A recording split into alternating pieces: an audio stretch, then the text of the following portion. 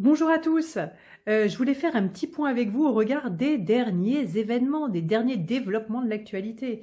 Bon, il semblerait que d'ici très peu de temps, ce soit difficile de venir à mon cabinet pour recevoir votre séance d'hypnose.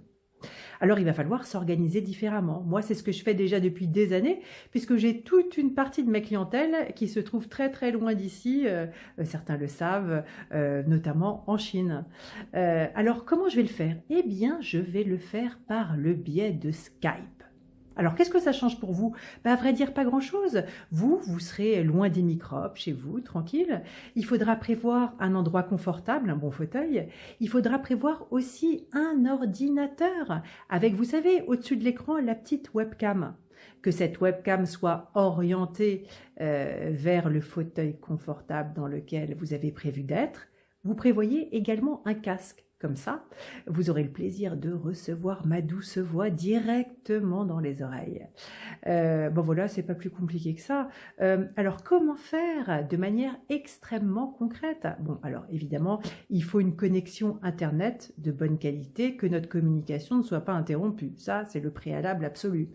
Il faut un ordinateur avec la fameuse webcam, parce qu'il faut absolument que je puisse vous voir pendant toute la séance, pas seulement vous entendre.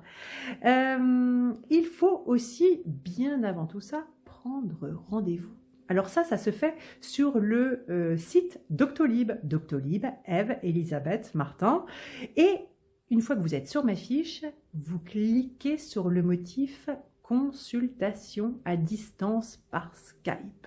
Voilà, c'est pas plus compliqué. Je vous appelle après pour les différentes modalités. Et puis c'est tout.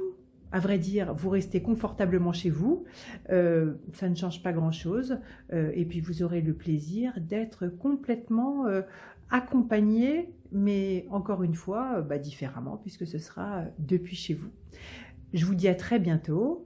Je vous rappelle mon site www.jevaisbien.net ou Doctolib sur ma fiche. À bientôt.